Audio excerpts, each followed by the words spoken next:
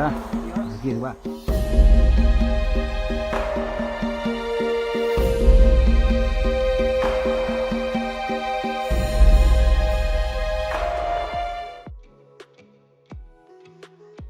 O ano de 1492 foi muito importante para o projeto moderno, porque ele marcou o fim do feudalismo e a consolidação desse Estado moderno, que tinha como uma de suas principais características a soberania do rei. Porém, com a grande variedade de povos, o rei percebeu que para garantir essa soberania, ele precisava criar uma identidade comum entre esses povos, criando assim um sistema monetário único, um território unificado e um idioma unificado, por exemplo. Dessa forma, dois eventos marcaram o início desse processo de criação identitária europeia. O primeiro foi a invasão das Américas, na qual houve um extermínio com assassinatos, torturas para com os índios, os nativos, os chamados selvagens na visão eurocêntrica, e o outro foi a queda de Granada, com a expulsão dos muçulmanos, chamados mouros, que não faziam parte desse processo de criação identitária do rei. Dessa forma, fica claro que o projeto moderno dialoga muito com a intolerância religiosa e a intolerância cultural, e é com esse breve histórico que nós introduzimos o multiculturalismo. O multiculturalismo é a coexistência de formas culturais distintas dentro da sociedade, e a abordagem multiculturalista jurídica critica o universalismo cultural e protege ou busca proteger os direitos linguísticos, religiosos e étnicos da parcela marginalizada da população, as chamadas minorias. É importante frisar aqui que o conceito de minoria não necessariamente corresponde àquele cuja parcela, as pessoas, o grupo de pessoas é inferior a outro grupo de pessoas. Na verdade, minoria corresponde àquela parcela da população, da sociedade, que não se vê representada, que vive em uma situação de desvantagem social. E um exemplo claro disso é o Apartheid, na década de 1980, na África do Sul, cuja população negra, apesar de ser numericamente maior do que a população branca, era considerada como minoria, porque estava sempre submetida a essa população branca europeia. Dessa forma, o objetivo do multiculturalismo jurídico é garantir o reconhecimento legal e, obviamente, jurídico dessa pluralidade cultural existente no mundo contemporâneo. O mundo ocidental, infelizmente, ainda enxerga a cultura europeia como padrão, como exemplo a ser seguido pelas outras culturas. E todas aquelas outras culturas que não sejam europeias são consideradas como inferiores, como menos evoluídas. Assim, abre-se espaço para a criação de teorias pseudocientíficas que podem culminar em desastres, como o Holocausto e o genocídio de Ruanda. Aqui eu abro um parênteses para poder citar, melhor, recomendar um filme chamado Hotel Ruanda, que retrata muito bem esse episódio. Bom, outro ponto muito importante são os chamados direitos humanos, ou direitos universais. Porém, é muito difícil sintetizar todos esses direitos universais, tendo em vista que nós vivemos em uma sociedade muito pluralista, uma sociedade na qual existem diversas culturas, diversos modos de vida, diversas religiões e diversos costumes. Assim, quando nós analisamos esses direitos humanos, é inegável falar que eles foram influenciados pela cultura ocidental, mais precisamente pela cristandade ocidental. E isso levanta uma questão de como que esses direitos humanos como esses valores vão servir como base para a criação de algo tão universal, sendo que eles partiram de algo tão singular, que seria a cristandade ocidental. Diante disso, também surge a problemática que envolve esses direitos humanos, que é chamado de fundamentalismo ocidental, que seria um reforço do etnocentrismo e da imposição cultural europeia. Olá pessoal, eu sou a Dulce, preciso me apresentar porque afinal de contas eu dei uma repaginada aí no visual, né? Já que eu estaria aqui diante da câmera. E antes de qualquer coisa eu quero dizer para vocês que é um prazer enorme para mim poder dividir esse momento aqui com vocês e os próximos semestres que seguirão, porque eu amo essa turma de paixão e eu queria verbalizar isso, tá? Nós vamos dar sequência ao trabalho, discutindo as consequências do multiculturalismo, mais especificamente no âmbito jurídico. E para dar início à discussão, eu trouxe aqui hoje uma citação do professor Volkmer, né? Que eu acho que vai abrir margem para a gente começar a discutir o assunto. Não é difícil constatar hoje o colapso da ordenação liberal burguesa presa às abstrações normativas acerca de um sujeito de direito ou de um Estado de direito e que não consegue acompanhar o ritmo crescente de novas formas de reivindicações e transformações aceleradas por que passa a sociedade. Essa crise que atinge a legalidade estatal ultrapassa o próprio aparato procedimental com todos os seus mecanismos institucionais, pois o cerne da questão engloba princípios, fundamentos, valores e objetivos. Então, com essa citação, o professor Volkmer vai no ponto que a gente vai retratar, né, que é a questão de como é que o multiculturalismo, quando passa a questionar, né, um sistema que é homogeneizador na sociedade, ele acaba impactando também as esferas institucionais, mais especificamente aí o sistema jurídico, que vai começar a ter uma série de demandas sociais, tanto advindas de minorias, quanto também advindas de situações que são mais específicas. Nesse contexto, né, o sistema judiciário ele começa a ficar inflado e aí é preciso repensar a estrutura desse sistema para que ele passe a atender melhor as demandas sociais. Então, no próximo slide, a gente vai tratar exatamente de uma das modificações que existe hoje na atualidade, que foi feita, né, em decorrência desse fenômeno que a gente chama de pluralismo jurídico. Formas alternativas de resolução de conflitos. Essa seria uma das principais consequências na atualidade do processo de ampliação do sistema jurídico, inclusive no Brasil, que tem uma relação direta com o pluralismo jurídico. Ou seja, né, para tentar atender a especificidade dos casos que vão surgindo cada vez mais e que muitas vezes não são bem resolvidos a partir de um sistema normativo que é homogeneizador, né, como já foi comentado aqui, né, sobretudo a justiça brasileira tem criado juizados especiais civis e contratado muitas vezes profissionais que não necessariamente são magistrados, quer dizer, não têm ampla formação aí na área jurídica e que são capacitados com cursos, né, para atender ali aqueles casos específicos. Então elas são preparadas com cursos de capacitação, né? E isso desafoga, isso é muito importante porque vai desafogar o sistema jurídico brasileiro, não só no Brasil, tá? Isso tem ocorrido também, é um fenômeno no mundo inteiro, mas no Brasil, vamos dizer assim, essa ampliação ela tem ocorrido de uma forma mais recente e rápida, né? E além de desafogar o sistema jurídico brasileiro, possibilita-se que a pessoa solucione o problema dela de uma forma mais rápida e muitas vezes muito mais barata do que se fosse por uma ação judicial comum, né? Os tipos mais comuns hoje, né, de formas alternativas, né, para resolver esses conflitos são a conciliação e a mediação, que estão aí no nosso cotidiano, no nosso dia a dia, a gente ouve muito falar, né, e a arbitragem, por exemplo. A conciliação e a mediação, elas acontecem normalmente ali em situações em que as partes até convivem juntas, né? Por exemplo, situação de divórcio, brigas entre vizinhos, né? E qual que seria a diferença básica entre elas? No processo de conciliação, um conciliador vai tentar solucionar ali a questão e a definição, né, que eu encontrei assim, que é mais aceitável de distinção entre os dois, é que o conciliador, o principal objetivo dele é justamente solucionar o conflito. Né? Ele tenta solucionar da forma mais imparcial possível, né? Mas ele, por exemplo, não tem tanto a preocupação de estabelecer uma comunicação ali entre as partes. Já no processo de mediação, o mediador, né, ele faz uma intervenção muitas vezes um pouco mais direta e a finalidade dele é tentar estabelecer a comunicação entre as partes, sobretudo porque muitas vezes se trata ali de situações em que as pessoas terão que depois manter a comunicação após aquele encontro ali, né? Aquela audiência. E eu trouxe inclusive uma definição aqui, que é da Revista de Informação Legislativa, de número 133, a publicação foi do ano de 1997, em que essa distinção é feita.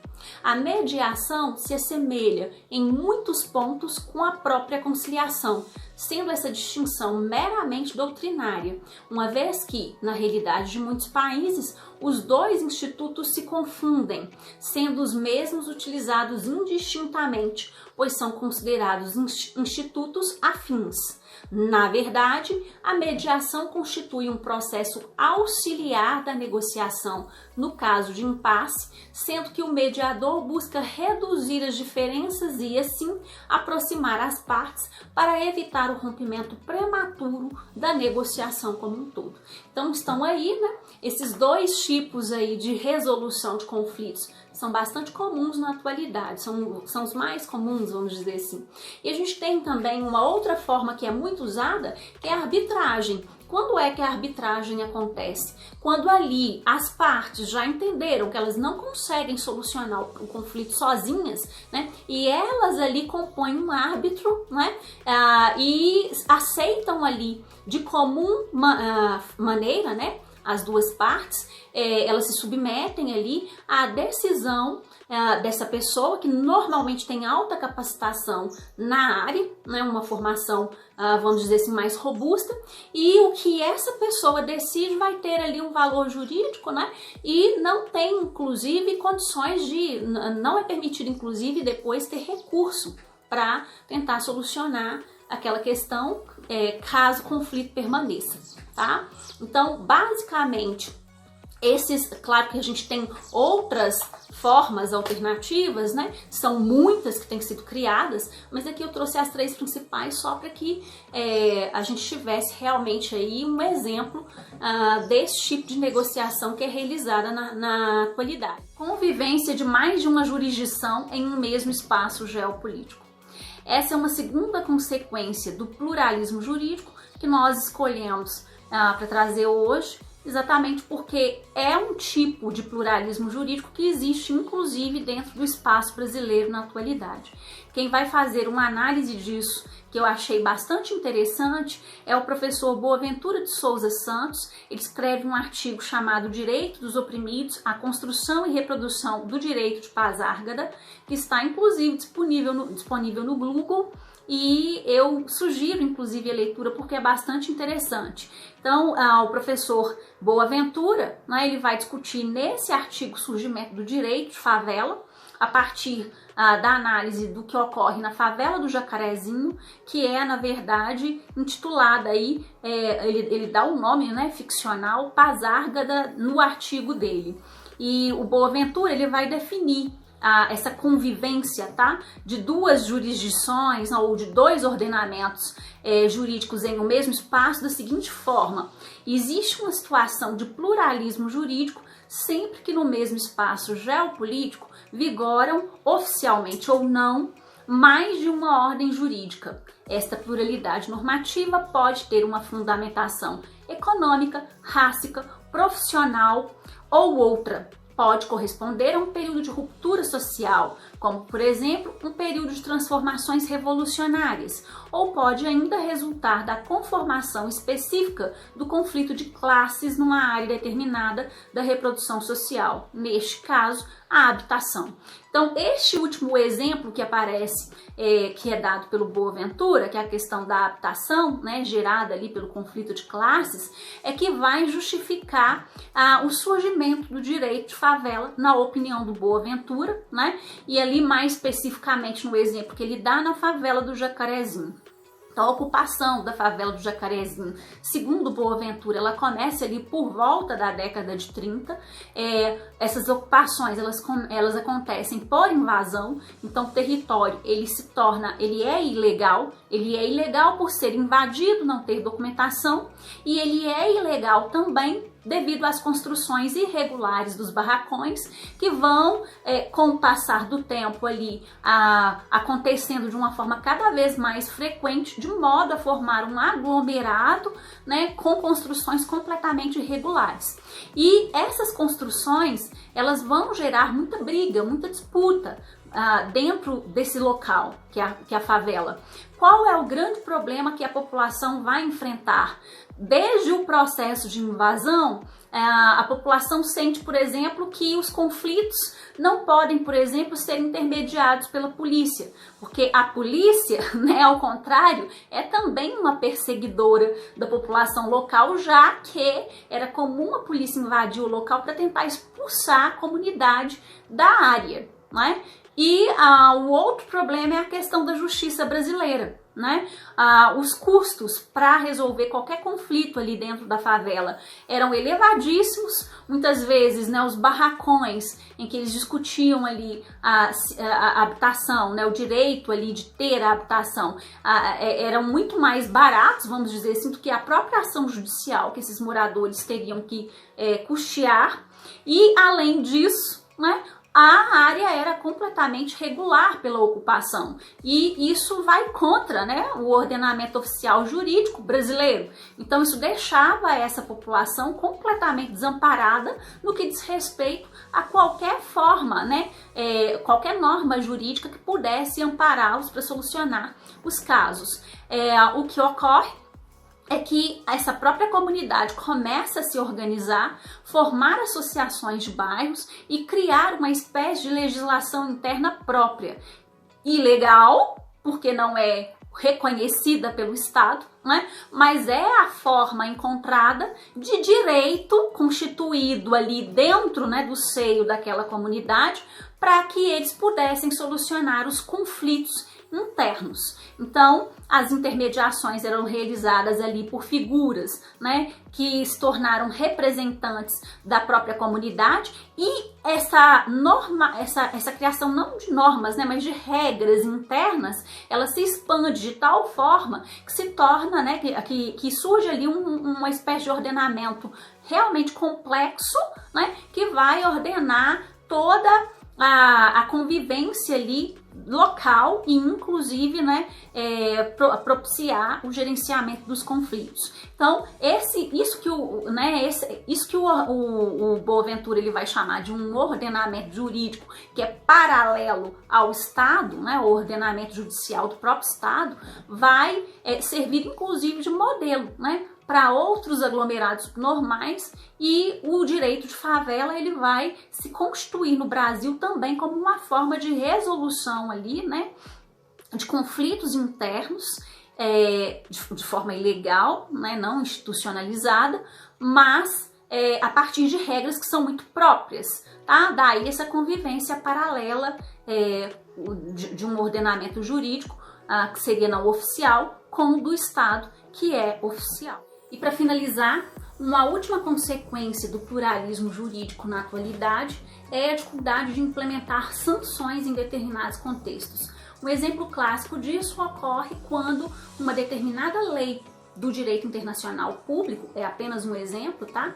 Entra em conflito com uma determinada lei de um Estado que é subjugado, né?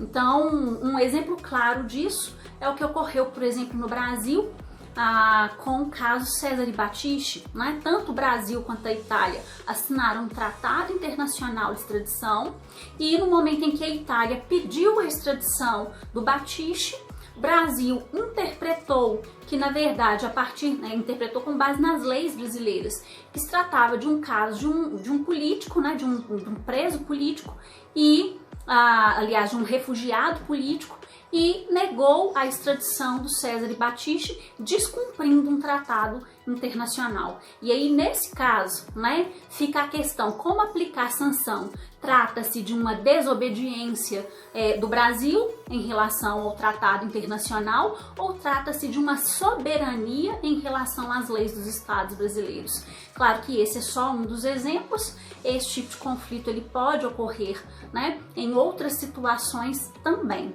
E é isso, pessoal. Até a próxima. Fala, galera. Boa noite. Meu nome é Taylor. Fiquei responsável para falar para vocês sobre os casos a respeito do tema do multiculturalismo. A galera já deve ter te explicado o que é o multiculturalismo e quais as consequências dele. Eu vou falar sobre 3 casos bem emblemáticos. O primeiro é sobre infanticídio, o segundo é sobre véu e o terceiro é sobre a Catalunha. Beleza? Antes, é necessário a gente fazer um diagnóstico, né, de que culturas a gente está tratando, beleza? Aqui nesse caso do infanticídio, a gente está tratando da nossa cultura brasileira moderna, que esqueceu que descende de índio, e do índio, que é o nosso antecessor natural, que estava aqui há mais tempo e que a gente tem, assim, não ligado tanto para ele. Beleza. Gente, existem tribos que cometem infanticídio. A pergunta fundamental que eu te faço é certo matar criancinha? É certo matar recém-nascido? Acho que todo mundo vai falar que não. Mas antes da gente crucificar os índios que cometem isso, né? São mais de 13 tribos, Yanomami, são uns nomes bem difíceis assim para falar. A gente precisa entender o contexto que esse índio está inserido. Você precisa guardar a sua pedra, beleza? Não atire a pedra ainda, para que você tome suas conclusões depois. Gente, analisando o dispositivo constitucional, o artigo 5º da Constituição garante direito à vida a todos. Então você vai falar para mim, Taylor, a princípio parece que está errado, essas tribos não podem cometer isso. Só que essa mesma Constituição, bem atenta José Afonso da Silva, um constitucionalista bem famoso aqui no Brasil, essa mesma Constituição ela garante aos índios o direito às suas tradições, às suas culturas e aos seus rituais. Então, tecnicamente falando, a gente está analisando dois princípios, duas normas gerais, que têm o mesmo nível hierárquico e foram promulgadas na mesma data, então não tem norma posterior à outra. Então, gente, nesse caso, não há dispositivo legal que condene o infanticídio por parte dos indígenas. A gente não pode falar que isso está legalmente errado, moralmente é outra coisa, você faz o julgamento que você quiser. Antes, a gente precisa entender que esse infanticídio também dói no índio, mas para eles estão cometendo um ato de amor, eles estão livrando aquela criança de viver, porque o modo de vida indígena, que é um modo de caça e coleta, é um modo de vida nômade, não se adequa com deficiência física. Então, para o índio é um ato de amor. Quando nasce uma criança, a mãe já pega o recém-nascido, leva para uma floresta, faz um exame físico. Se tiver com deficiência, matou mesmo, acabou, e ninguém condena, a mãe volta sozinha para a aldeia e ninguém fala nada. Então é assim que acontece. Existe no Brasil, está tramitando na Câmara, na verdade não sei se está tramitando mais, no artigo não fala isso, um projeto de lei que tenta criminalizar totalmente o infanticídio, acabar com o infanticídio por parte das tribos indígenas, né? Mas os antropólogos, a voz da ciência, que a galera também não tem gostado de ouvir ultimamente, né? Hoje em dia estamos vivendo um tempo bem negacionista. Os antropólogos vão falar, olha, a gente tem que deixar o índio viver a cultura dele. É muito fácil você condenar o infanticídio. A gente está falando de tribos que vivem na Amazônia, uma floresta que é continental e que em alguns lugares você só chega de barco ou de avião. Então o índio, ele não tem acesso ao hospital, ele não tem acesso a enfermeiro, ele não tem acesso a medicamento. Tudo isso é muito precário e a galera que está fazendo esse serviço está muito sobrecarregada, principalmente ali no Amazonas. Então a gente não pode simplesmente condenar, a gente tem que entender esse contexto de sobrecarga, a gente tem que entender essa historicidade do índio que pratica isso há muito tempo, para ele isso é legal, para ele isso é um ato de amor. Então não é simplesmente condenar isso não. Apesar de estar tramitando esse projeto de lei na Câmara. O que o autor vai propor, né? A gente já viu aí o lado jurídico, o lado da ciência, os antropólogos vão falar que não, e esse projeto está tramitando na Câmara. O que o autor vai propor para que a gente solucione isso aí? Ele vai citar como exemplo a tribo Tapirá, do sul do Mato Grosso, que teve contato com as freiras chamadas Irmãs de Jesus. Não são tias nem sobrinhas, são irmãs. Essas freiras, elas tiveram contato com essa tribo e a tribo Tapirá praticava o infanticídio de forma recorrente. Essas freiras não chegaram ali e falaram, olha, vocês não podem mais praticar isso. Elas entraram na cultura indígena de forma paulatina, de forma gradual, elas foram engatinhando, elas foram tendo um contato como o antropólogo tem no processo etnográfico. E só depois de um tempo, quanto tempo? 20 anos, elas conseguiram mostrar para essa tribo indígena que essa prática que eles estavam notando era uma prática errada, que eles podiam largar aquilo ali, que dava para adotar a cultura indígena, dava para manter a cultura deles sem praticar o infanticídio. O artigo até cita o caso de um rapaz que a tribo tentou matar, mas a FUNAI pegou, e depois de muito tempo ele voltou para a tribo. Hoje em dia a tribo gosta dele, aceita ele, mas para isso, a princípio, para eles, né, é vergonhoso. O autor vai falar que a gente precisa fazer o que ele chama de trabalho demorado. Não pode ser uma coisa abrupta. Nem a FUNAI nem o Estado, né? A FUNAI, na verdade, é o Estado, podem adentrar na cultura indígena e falar que eles não podem fazer isso. Esse trabalho é e tem que ser demorado justamente para que o índio não sofra processo de aculturação. Ele tem que entender aquilo ali, ele tem que ter um contato, mas não de forma abrupta. É só assim que a gente vai conseguir responder e manter um pluralismo cultural e também manter o direito à vida em debate, um diálogo de uma forma respeitosa, porque legalmente falando, como eu já falei, não tem nada que impede o índio de fazer isso, porque a Constituição garante a ele, né, as suas tradições, como eu já falei, seus rituais. Então a gente tem que estar sempre atento às culturas para que ninguém agrida ninguém. Nenhuma cultura se sobrepõe à outra. A gente tem que respeitar a historicidade do índio, o peso que ele tem pra gente, entendeu?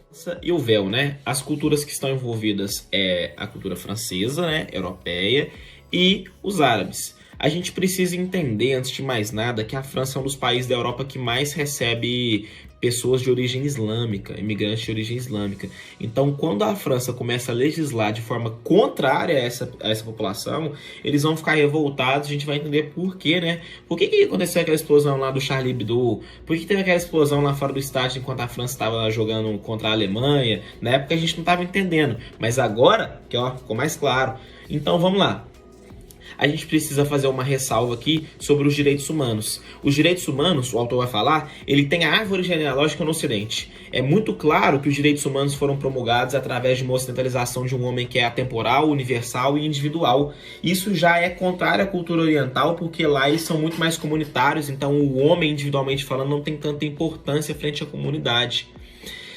E hoje, já no século XXI, o principal adversário, né, político que a gente encontra na Europa é o radicalismo islâmico, né, é os homens-bomba, é o terrorismo islâmico. Então, a Europa não mede forças em condenar essa cultura.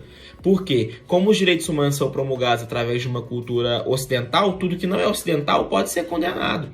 Então vamos fazer aqui um retrospecto. Eu preciso ler algumas leis, algumas palavras aqui, são coisas bem técnicas para vocês poderem entender direitinho o caso. Tudo começa com a comissão de reflexão na aplicação do princípio do secularismo na República. O nome é bem complexo. Essa comissão, ela vai decidir que laicidade significa neutralização de espaço público. Então qualquer espaço público deveria ser neutro para ser laico. Entendeu? Se a Europa é um estado laico, se a França é um estado laico, ele precisa ser neutro. E eles vão decidir, vão mandar uma cartilha lá para a galera da Câmara que eles não queriam mais que também ficasse usando burca, tem outro nome que eu não sei pronunciar, em espaço público. Beleza, isso vai virar uma lei. A lei número 228 do ano de 2004, ficou conhecida como Lei do Véu Islâmico. O que essa lei falava? Que qualquer símbolo religioso ostensivo, incluindo broche, qualquer coisa, a burca e outras coisas que os islâmicos usam, não poderiam mais ser usadas em escolas. Então você vê que eles começam primeiro em espaço pequeno. Não pode ter na escola, porque a escola é um espaço laico, não tem ensino religioso, então tem que respeitar todo mundo. Você percebe que isso é um princípio já que vai contra a própria liberdade religiosa, porque se a gente prega a liberdade religiosa, se é laico, cada um pode fazer o que quiser na verdade. E não proibir, a gente tem que permitir e não proibir. Mas tudo bem. Gente, a gente tem que entender a importância do véu para a cultura islâmica, certo? O véu, gente, a mulher não usa porque ela não quer, não. Aquilo ali não é uma forma de opressão religiosa. A mulher usa o véu por dois motivos que são muito importantes para a cultura. Ela usa o véu porque isso significa obediência a Deus, obediência a Alá. Está escrito no Alcorão. Então ela usa porque os islâmicos são muito mais obedientes à palavra, seguem muito mais à risca do que os católicos, os evangélicos aqui da cultura ocidental. Segundo ponto é sobre a própria proteção da mulher. Galera que acha que no Oriente aí só tem agressão contra a mulher, essa religião, o islamismo, ele manda a mulher usar a burca por uma questão de proteção física, porque na época em Medina, onde o Maomé vivia, as mulheres estavam sendo muito estupradas, estavam sendo muito violentadas, então saiu uma declaração para que as mulheres, e depois entra para o Corão, para que elas usem a burca. Tranquilo. Então a gente já entende a importância da burca para essa cultura. A gente entende que essa cultura usa a burca e a gente não está libertando eles de usar a burca. Eles estão usando o que eles querem. Em 2009, o presidente, só um minutinho, Nicolas Sarkozy, declarou publicamente num discurso que a burca não era bem-vinda na Europa e que a galera não tinha que usar a burca, nada disso. E aí, em 2010, vem mais um aparato legal. Lembrando que em 2004, lei número 228, proibiu a burca em escolas públicas, né? Em 2010, desautorizar a burca em qualquer espaço público, sob pena de multa de 150 euros. A galera que é islâmica, que tem uma descendência árabe, ficou como? Daquele jeito, né? Ninguém queria mais, e ninguém queria mais respeitar as leis, só que ao mesmo tempo, se não respeitasse, ia ser multado. Em 2013, a gente tem um contraponto. O primeiro-ministro francês, Jean-Marc Ayrault, não sei se fala assim, não sei, não deve ser, encomendou um relatório sobre o caso. Esse caso é um caso assim, muito preconceituoso, todo mundo consegue ver isso. E o relatório também consegue ver isso. O relatório tem sanidade mental. O relatório vai falar o seguinte, que a galera do véu tinha que usar o véu. Gente, deixa o pessoal que quer usar véu. É isso que o relatório vai falar. Só que aí começa um processo de, vamos falar a língua aí dos jovens, né? Fogo no parquinho. O que acontece? O líder do partido centro-direita, o partido chama UMP, acusou o governo de querer ganhar voto, fazendo um falso multiculturalismo na França, falando que eles queriam ganhar voto aí, angariar voto dos árabes. E ele disse, abre aspas, se o país aceitar bem seus imigrantes, os franceses acabariam perdendo sua língua, cultura e sua história. Também dessa forma, a Marine Le Pen, gente, tá vendo? A Marine Le Pen já é antiga, a gente não deu atenção para ela. Mulher de extrema direita, não é nem centro-direita, extrema direita da Frente Nacional, diz que, abre aspas, se esse relatório fosse considerado constitucional e legal, isso ia ser uma declaração de guerra contra o povo francês. Isso é um absurdo. Aí falaram, não, vamos deixar que o Tribunal Europeu de Direitos Humanos decida o caso. E o Tribunal Europeu de Direitos Humanos decidiu o caso. 1º de julho de 2014. 15 votos a favor e 2 contra decidiram que a lei francesa de 2010 era legal, ou seja, não podia usar burca. Aí vai fazer o quê, né? Proibia o uso do véu, né, da burca e de todas as coisas que ali vêm junto com a burca. E também falou que a sanção prevista na lei, que era a multa de 150 euros, era, abre aspas, adequada e entre as mais leves possíveis. Isso é importante falar, porque você vê o tanto que a Europa tem preconceito com o islâmico. Gente, falar até que a sanção, a multa, é leve, isso é um absurdo. 6 meses depois da decisão do tribunal, Charlie Hebdo, 3 tiroteios, inclusive aquele do Bataclan, e aquela explosão que aconteceu fora do estádio, lá na parte entre França e Alemanha, em Paris. Então, assim, a população só teve uma reação, né? Terceira lei de Newton, ação e reação. Agiram de uma forma, reagiram na mesma proporção. O que a gente pode concluir sobre esse caso? Que a decisão do Tribunal Europeu, ela reflete a visão imperialista da Europa, como eu já falei aqui com você, só que de outras palavras. O europeu trata o diferente de uma forma menos humana, e a gente vê isso nessa decisão sobre o véu. Bem, se as freiras podem sair de véu na rua, se os padres podem sair com as batinas, se os judeus podem andar com seus quipás, a proibição do uso da burca é puramente uma restrição de liberdade religiosa e, na verdade, ela vai contra os próprios direitos humanos. Então, assim, é uma questão em que o multiculturalismo não foi bem abordado. O governo francês não soube lidar com esse caso. Da Catalunha, para mim, é o mais interessante, para vocês também pode ser. E a gente vai entender agora de que se trata. A Espanha é um país multicultural, tem 4 etnias lá dentro, né? 4 culturas diferentes. São elas os bascos, os catalães, os galegos e os castelhanos. Esse caso é basicamente a Espanha, né? Os castelhanos ali contra os catalães. A cidade de Barcelona, ela representa o povo catalão. E a gente precisa falar que a autonomia jurídica que eles dão para a Catalunha é falsa. Mas como assim é falsa? É falsa e eu te provo.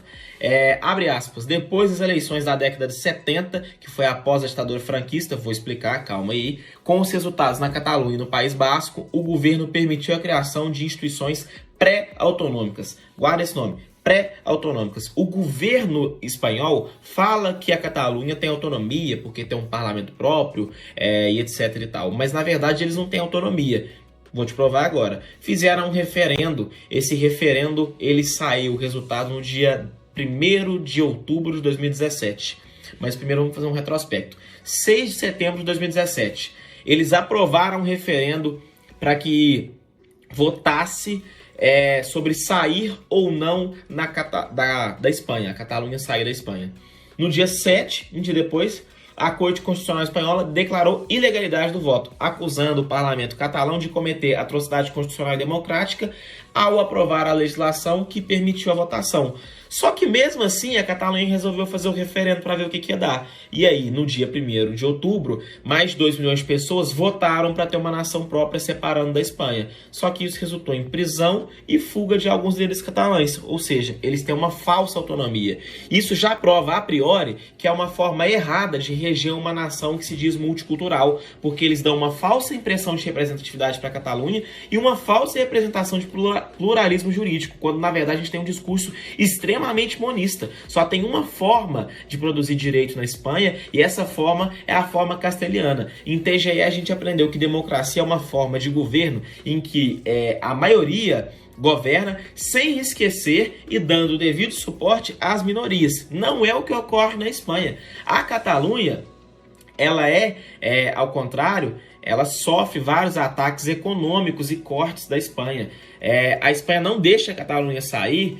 A gente fala às vezes que é por N motivos, mas o principal motivo é o interesse econômico. Se a Catalunha saísse hoje da Espanha, eles já seriam o 11º país com o maior PIB da União Europeia. Ficaria ali atrás, se eu não me engano, do Reino Unido e de alguns outros. A Catalunha responde com 266 bilhões de euros, quase 1/5 da economia da Espanha. Então sair dali é extremamente prejudicial para o país. É por isso que eles não deixam o movimento separatista ganhar asa. E agora a gente vai fazer um recorte histórico e esportivo para endossar a fala. Sim, vamos falar de futebol, vamos falar de Piquet, Sérgio Ramos, Cristiano Ronaldo e Messi. Para isso, vamos começar com um recorte histórico. A gente vai começar com a ditadura franquista. Começou uma guerra civil na Espanha, quase que eu falo França, e o general Francisco Franco, depois do general que estava à frente do processo morrer, ele vence essa guerra civil e logo de cara ele já solta 2 leis muito importantes: proibição de símbolos regionais, incluindo o próprio idioma catalão. Então agora não podia falar catalão na rua mais. E também mudanças no escudo do Barcelona Futebol Clube, que passa a ter as cores da bandeira espanhola. Após a ditadura franquista, a gente vai ter a transição espanhola, que é o processo aí de retorno à democracia pós-franquismo. Só que mesmo durante esse processo, o rei adota uma postura franquista. Não dá para entender. E eles tentam uma negociação, eles vão falar, dar um discurso lá nos Estados Unidos, falando que agora vai voltar a democracia na Espanha, só que esse discurso ele é totalmente impactado de forma contrária com a postura legalista do governo. Eles adotam uma postura de colocar na ilegalidade os partidos catalães, os partidos bascos, e isso aí vai gerar uma revolta na população bem grande. Assim, galera, um dos únicos locais que poderiam se praticar o idioma catalão era no estádio, onde não tinha polícia para fiscalizar. Então a Catalunha ficou extremamente vinculada com o Barcelona. O Barcelona passou a ser o orgulho da Catalunha. Mas vocês podem estar me perguntando, por que a gente vai falar de futebol? Eu te respondo bem simples: futebol é política e política explica o mundo. O Barcelona já era contra a ditadura bem antes do governo Franco, já ainda no governo de Primo Rivera, porque eles vaiaram da Espanha. Isso resultou no fechamento do clube por 6 meses e na expulsão do Joan Gamper, que era o presidente do clube na época, já mostrando como que a Espanha tratava outras culturas que não fosse a hegemônica castelhana. Também na Guerra Civil, o Barcelona perdeu o José Sunyol, que era o presidente na época. Por quê? Porque o cara foi na rua protestar e mataram ele. Então era assim que acontecia. Então, essa rivalidade Real Madrid e Barcelona, ela vai muito além do campo. Ela é uma rivalidade que se traduz entre monarquia e separatismo. A gente vai trazer aqui agora alguns episódios que demonstram essa briga separatista. Primeiro caso, Real Madrid 11, Barcelona 1, na Copa do Generalíssimo. O Barcelona tinha ganhado o primeiro jogo de 3-0, mas no jogo de volta, a torcida estava apedrejando os torcedores do Barcelona, a torcida do Real Madrid, e inclusive no intervalo teve a entrada de um general dentro do vestiário do Barcelona. Resultado, voltar a tomar 8 gols e foram eliminados com 11-1, maior goleada aí do clássico. Também tem um processo de formação dos Galácticos, que é o time da Europa do Real Madrid, não o segundo dos Galácticos aí que teve Beckham, Zidane, etc e tal. O primeiro time dos Galácticos com Di Stéfano, Puskás. Esse time foi não só endossado, mas financiado pelo governo espanhol, que via no Real Madrid uma forma de fazer propaganda do regime, da mesma forma que fizeram no Brasil na Copa de 70 com a seleção. Então, o caso mais emblemático dos Galácticos vai ser o Di Stéfano, porque o Barcelona e o Real Madrid negociaram o jogador. O Barcelona chegou a contratar o jogador. Só que para o governo espanhol era uma desonra, era uma miséria o time do governo perder um jogador para um time separatista. Dessa forma, o governo interviu na negociação e falou, olha, o Di Stéfano vai jogar uma temporada no Real Madrid, uma temporada no Barcelona e depois ele escolhe. Só que o Barcelona acabou desistindo da negociação, vai saber por quê, né? E aconteceu o que aconteceu. Di Stéfano virou uma lenda, talvez um dos maiores jogadores do Real Madrid, talvez não, um dos maiores jogadores do Real Madrid. E o Real Madrid simplesmente ganhou 5 Champions League, na época chamada Taça dos Campeões da Europa. Então, o Real Madrid é o time que é hoje devido ao histórico financiado por ditadura. A gente tem também Piqué e Sérgio Ramos. Piqué é um jogador espanhol, só que joga no Barcelona e já falou abertamente várias vezes que se pronuncia a favor da independência catalã. Só por causa disso, ele foi quase cortado da seleção. Além disso, o próprio Pep Guardiola, que já treinou o time do Barcelona, quase foi preso porque ele usou um broche da Catalunha. Galera, a repressão é muito pesada. O buraco é muito mais embaixo, tem caroço nesse angu. Essa rivalidade entre Real Madrid e Barcelona, ela ultrapassou um limite estratosférico que atinge a própria seleção. A galera já não conversava mais entre si ali. E a gente vê um embate entre culturas, a Catalunha e os castelhanos. E por isso eu resolvi falar de futebol, porque o futebol, tá vendo? Ele explica a política, ele explica a história, ele explica todo o contexto ali.